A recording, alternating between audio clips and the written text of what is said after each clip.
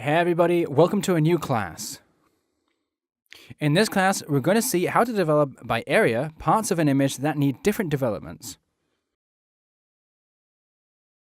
I've selected some photos that are going to be useful for us to be able to illustrate the tools that allow us to make the development, adjusted to different areas in the photo. I've given it a rating of 5 stars. So I've given 4 photos a rating of 5 stars. These are the ones we're going to be working with on these adjustments. I'm going to select these 4. We're going to open them, as always, through Camera Raw, and here we have them. Well, the 3 tools that allow us to develop the photo in parts are up here. They're together, and that's the adjustment brush, the gradient filter, and the radial filter.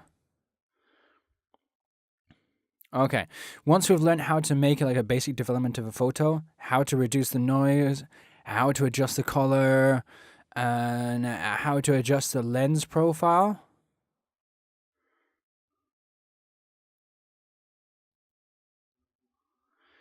we're going to see how we can make a development separately in different areas of the photo. If we make a general development in a photo like this, and we hit, for example, we give it more light to the area underneath, we have to give a little more light to the whole photo, and we would have to eliminate illuminations or lower the exposition. In the end, it doesn't matter how much we raise the shadows, we're not going to get a separated development. If we want color temperature for the sky that's different from the one on the floor, like I would like to have this color temperature in the sky, but this color temperature on the floor, I would like to have a different color in the sky than on the floor, and I would like to have a different clarity adjustment in the sky and on the floor. Well, this development that I've just done for this photo wouldn't be useful. So we're going to develop without doing anything in the basic panel. Let's tell it to put the photo as it comes in default from the camera, and we're going to go straight, in this case, to this tool, the graduated filter. It's a pretty simple tool to use. We just have to click on any part of the photo and drag. This is going to create a filter that goes from up here, in this case, to the green point. From the green point to the red point, we have the area where the filter is gradient, and from the red point down, there's no filter. The filter we're seeing now is a filter that comes with the last adjustment we made with this tool. And the first thing we're going to do is establish that filter at 0. Whenever we make a filter, click and drag, we get a new filter, and it can go from up to down, down to up, left to right, right to left. Okay. When we want to get rid of all these filters that we can see have left us with an image that's a little bit of a mess, we hit here on eliminate all, and it leaves us with no filters. If I want to add a filter that goes to the sky, then I'm going to click here, drag, and I'm going to leave it like this. I don't want to see any effects yet in the filter. I want to leave it transparent. So what we're going to do is come here where it says graduated filter on these lines, and we're going to reset local correction settings. So it'll leave out the adjustments that can come through from other adjustments we made with this filter. Leave them at 0. This will leave us with a filter that's totally non-functional, no adjustments, so transparent. And we're going to be able to modify that filter now. To see from where to where the filter goes and the degree of gradient that the filter has, we can tell it to show us the mask. The mask can have a very striking color. In this case, we have like an apple green, or it can have like a fuchsia color. It's best to give it a color that is striking so that when we can distinguish it from the real colors that are in the photo. In this way, when we're seeing a green color in the sky, we know we're seeing the mask of the gradient, the graduated filter.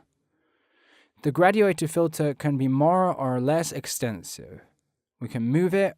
To move the filter, we have to go to the black and white line, and we're going to click and move the filter wherever we want. Up, down, left, right, and we can make it so the part of the filter is more extensive and the part of the gradient can be rotated, going over any of the lines, green or red, and moving left or right, or getting close to the red or green points.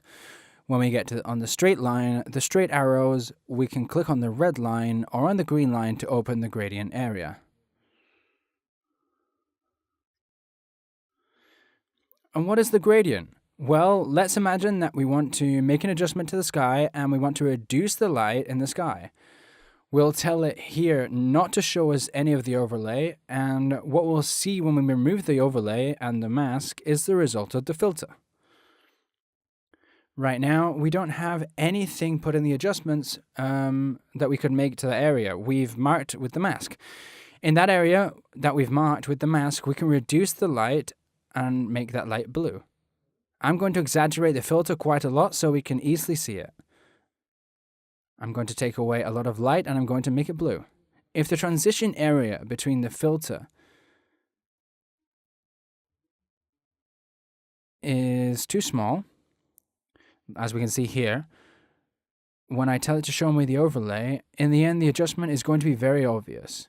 However, if we open up the transition area and we stretch it downwards, taking it up a little bit as well, now the transition area between the filter and what's not the filter is larger.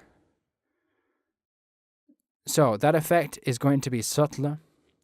This is something we can always expand more and make it even more subtler if we wanted to. Now, we can see the before and the after, and we can't see any lines or anything that marks that transition between the filter area and what's not the filter area. Okay, we have probably gone into a little... Let's deactivate that. We've gone into the mountain area, although we can't really tell here because there's quite a large transition area. If this line here has like white circles, it means that the filter isn't active right now. If we click on it and they turn green and red, it means that the filter we have is active. I'm going to lower the gradient a little bit towards the floor, and I'm going to make it thinner as we don't need, as I can see in the before and the after, we don't need such a large gradient in this occasion. If I like the adjustments in the filter, I can leave it. If not, I can activate it. I can tell it not to show me the mask. The mask is just so we can see previously where we're working on in the photo. Once we have that adjustment, we don't need the mask. We can see what we're doing with the sky. In this case, I didn't want to darken it that much. I just wanted to give it some blue, maybe some magenta and some more saturation. As you can see, in this filter, we can apply the whole basic development: color temperature and clarity, saturation, dehaze, focus, noise reduction, moire reduction, and defringe. Okay, we can do all of this to most of the photo, or to at least a very concrete and reduced area like this one in the sky. This filter is ideal for photos of landscapes where we have a line that separates the horizon from the earth, or from the floor, the horizontal line that's quite obvious. We don't have a very broken line. By mountains, we don't have a very discontinued line because there are trees on the horizon. So this tool is going to be really good. We can open up the gradient without noticing. In the end, what we're doing is digitally simulating what we would have done with a graduated filter if we'd put it in front of the lens in the moment we took the picture. Once we've made one of the filters and we've developed the part of the sky that we wanted, giving it more saturation, we can give the shadows more or less light. We can add more light to the illuminations or less to the whites. We can reduce the exposure, increase the contrast, and play with the color temperature. When we're done with that, I repeat, we can make a filter that goes from up to down. Just click on make a new filter, and that new filter is going to take the characteristics of the last filter, so it's going to have the same color temperature, exposure, etc. These are the ones we made in the last filter. So whenever we make a new filter, I recommend that you go here and say that you want to reset it to default.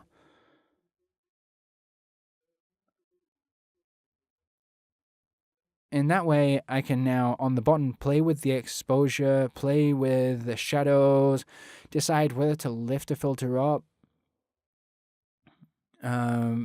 But I can't let it touch the mountains, so keep it away and adjust like a warmer color temperature with an increased clarity.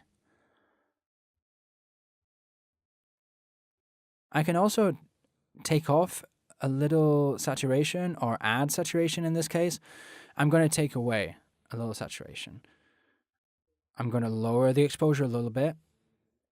And so that I'm not bothered by the adjustments in the filters, I'm going to tell it to not show me the overlay. And I want to see the before and the after.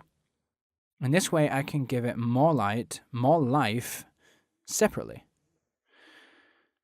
I made an adjustment on the floor and an adjustment on the sky. Okay. Now, when I go to the rest of the photo, we'll see how we can adjust this filter a little better. Okay. Let's leave here, hit the hand tool to leave this tool, like we do to leave the brush or to leave the radial filter. We can just hit the hand tool and leave. And let's give everything a little more clarity. And let's go to the snapshots panel. And let's create a snapshot called Developed with a Graduated Filter.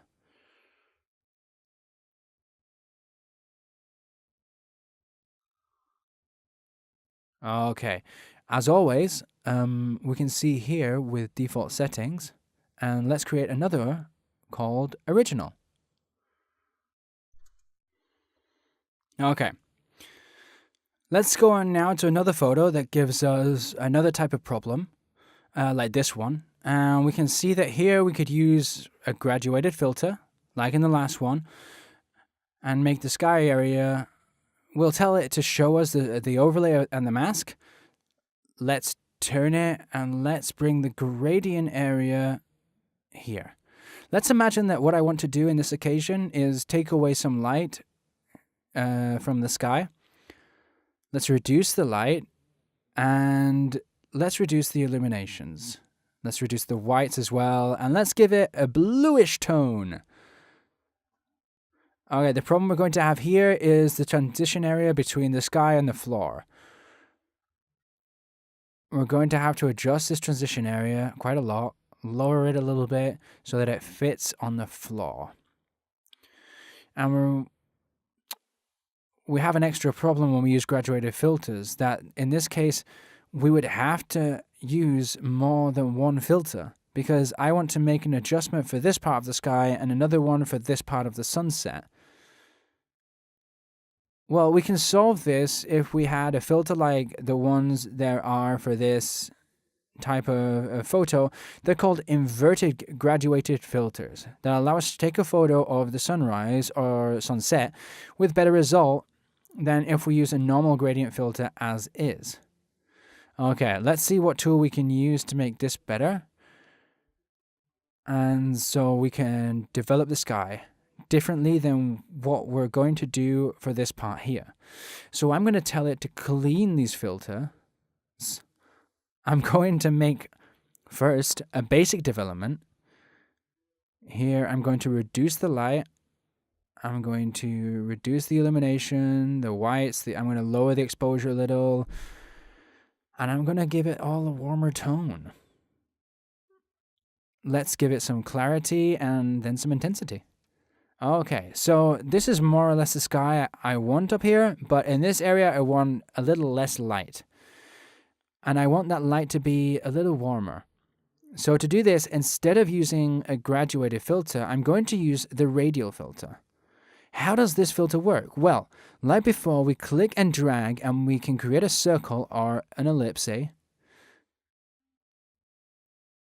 So let's click, drag, and as soon as we let go, we're going to see that circle that later we can modify clicking here, making it flatter or making it rounder, and stretching it more or stretching it less. Okay. We can also rotate it if we need to, just by clicking outside of this when we get those curved arrows. Okay. The effect of the filter can be inside the circle, or it can also be outside. If I click here, we can get the filter inside or outside. Inside or outside. Okay. For now, I'm going to leave it inside, and as I want it to just take this part and not affect the rest of the sky, I'm going to flatten it quite a bit. All I can, and I'm going to stretch it. I could even make it leave the photo frame, and I can do something like this. As well as putting it inside or outside, there's a regulator here called the Soften Regulator that allows me to make the transition between inside and outside of the circle a little bit more, and I can tell it to make it subtler. In this case, I don't really want to see it, so I'm going to make the adjustment. I'm going to make it show me that overlay, and I'm going to lower the adjustment in a way so that it fits just a little to the flaw.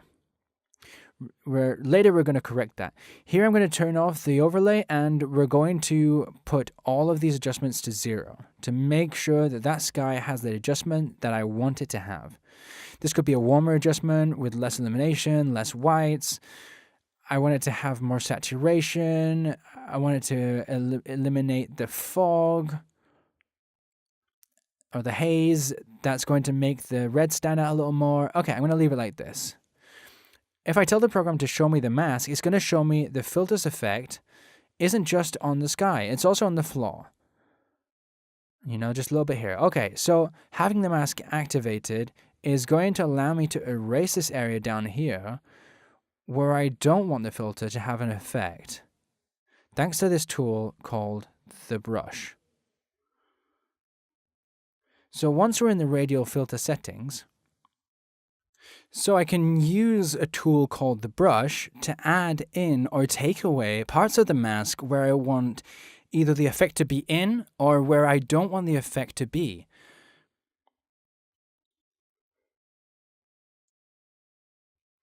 In this case, what I want to do is take the mask away that's on the flaw so that the area of the flaw isn't developed. So I'm going to grab the brush, I'm going to select here, subtract.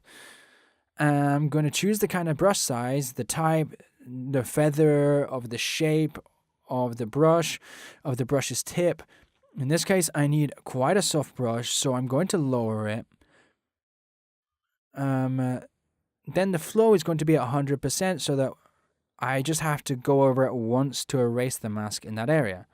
It's important to do this close, so we're going to tell it to make an automatic mask here. The automatic mask is going to allow me to not leave the lines that mark the limit between the sky and the flaw. If I take away the automatic mask and I go to the sky like this, well, the effect is going to be quite notable when I take away the mask. We're going to be able to see this, that we've taken the mask off on one area and not in the other. Okay, to avoid that, what we're going to do is tell it to make here another automatic mask.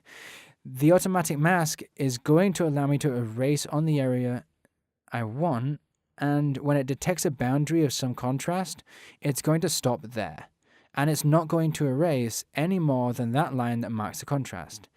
It's like a safety measure to avoid the brush from going to the sky. And then we get like a bad result like the one we had.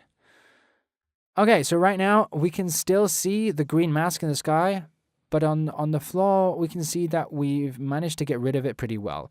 Let's tell it that we don't want to see the mask, and now we're going to be able to see the result of darkening the sky without affecting the flaw. Okay, in this way, we've given these parts here a little more color, a little less light, and a little warmer tone, all without altering the rest. Now we could add a graduated filter that would finish right here. And this filter with some adjustments in a more maybe intense blue color, like this. In this way, we're combining the graduated filter and the radial filter. And if we were to hit here to see the overlay, we can see the radial filter and the graduated filter when we let it. Okay. So to finish, I'm going to add in a filter that goes from up to down, or down to up. I'm going to put it a little up here in the sky, and that filter is going to have an adjustment starting from 0. We're going to give it more light. It's going to be warmer. A little more light in the shadow. We're going to put in some more clarity, and we're going to put in a little more haze. Well, we're going to tell it that we don't want to see the overlay, and we can see that that before and after. In the before and after, in the setting of the graduated filters, and if we go to the radial filter, we can see the before and after in the radial filter. I can see that here we have a small area in the radial filter that we didn't eliminate, so I'm going to zoom in on the photo to tell it that I want to use the brush and that I'm going to eliminate a part of the settings in that part. Just a little bit. Just so we don't see it. Or so that we can see it a little less, at least. Now we can't see it as much. Okay, so let's leave this here, and we're going to fit the photo into view. We're going to compare it with the original photo. Look at that change! Woo! We can develop the sky, another one on the floor, and the end result is quite satisfactory. Okay, let's create a screenshot, as always, a snapshot, sorry, so we can see what we've done here. Basic development and filters.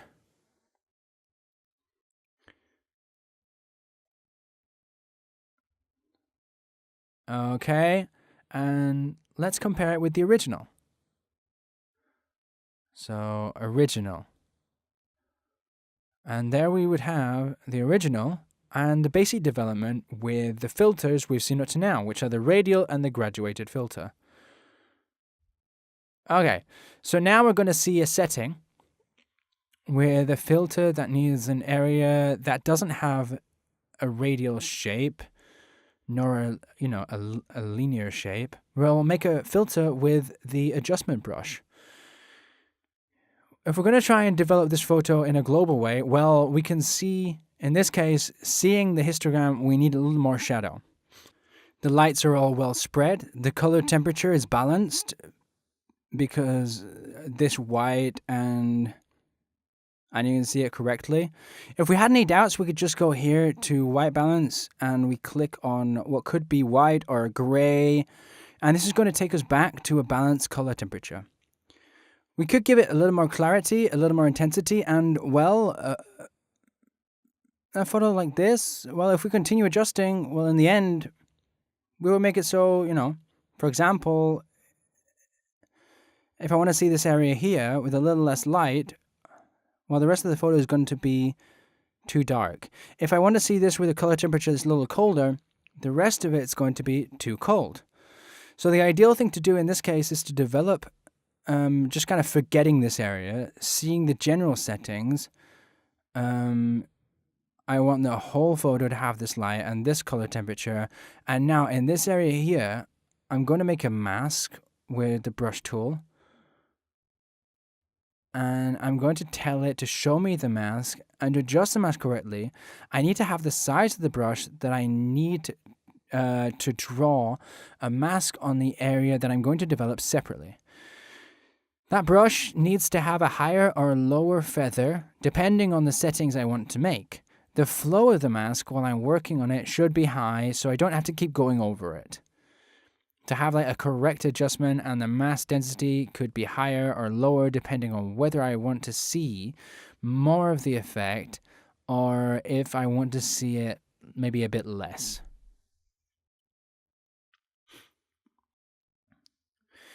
This is for soft transitions. It's really good to have a low density, and for stronger transitions between the area with no filters and the areas with filters, it's better to have a high density. Now I'm going to put in the flow and density. I'm going to add some high values, a medium feather, and this size. As always, I'm going to choose a mask color that's going to contrast a lot with the rest of the photo, and I'm going to tell it to show me the overlay.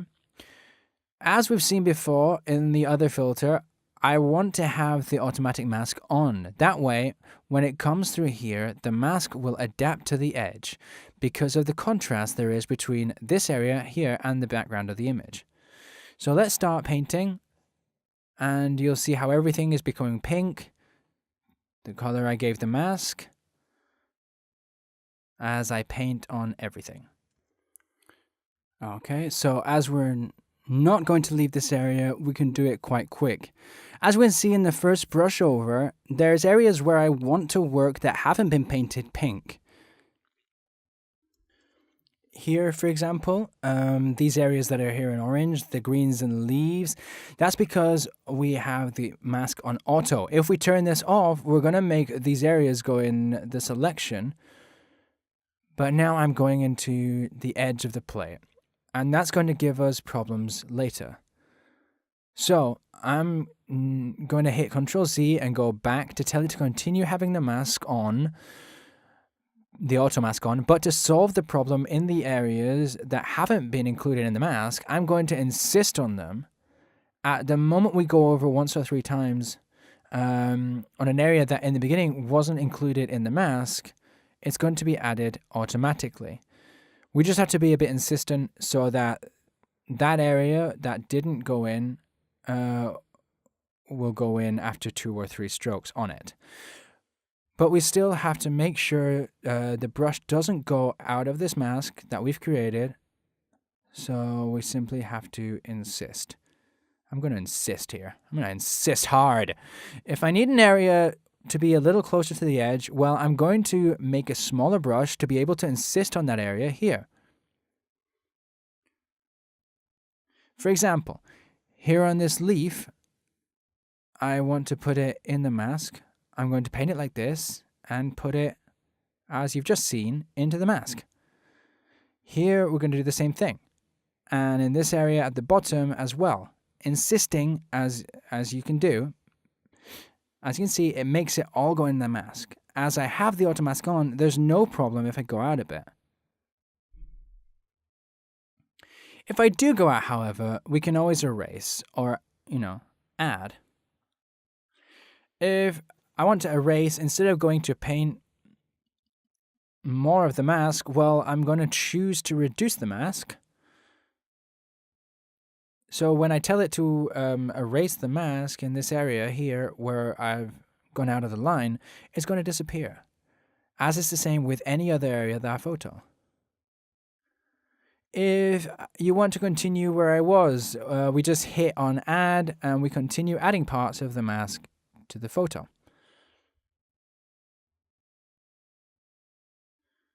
Okay, I'm going to finish it. I'm going to put this here. Carefully.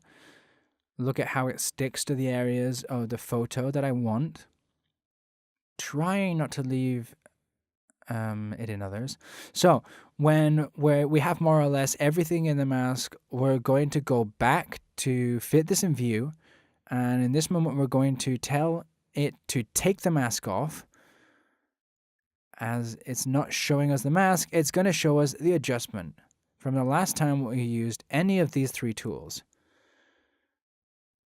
So it has the adjustment from the last time, which I think was with the graduator tool. So we're going to tell it to leave it at 0, and we can start taking away a little bit of light, making that light a little colder. We can also take away some of that haze and give it some more saturation. This, with a little more light on the shadows, a little less whites and a little less illumination, makes this a little more distinguishable. So we can see it just a little bit better. I'm going to raise a little this saturation, and I'm going to give a little bit more clarity. Let's see what we've done in these 3 lines, the before and the after. We've given it a light that's a little colder. We've given it a little bit of a saturation, and in general, we can give this a different development to the rest of the photo, because if we'd done this development to the rest of the photo, it would have given it a blue hue that's really marked with some settings that wouldn't have looked good on the rest of it. But it does look quite good on the food. Let's leave this here. Let's go to the snapshot panel, and let's create a snapshot called Developed, and the adjustment brush. Let's hit OK, and let's compare it with the original. Okay, we'll compare it now. Original and developed with an interesting temperature and a separate adjustment in the background, the plate, and this area here. Now it's exactly what like I want it to be, and I'm going to leave it there. And this is what we can do with these 3 tools to develop by areas: the adjustment brush, the graduated filter, the radial filter. So yeah, in the next lessons, we're going to continue looking at how we can use some other ways, other tools, to make the development better, like the tone curve and detail sharpening and split toning, or maybe in the effects panel and the set panel. Yeah, the preset panel. See you in the next lesson on this Camera Raw course. Bye.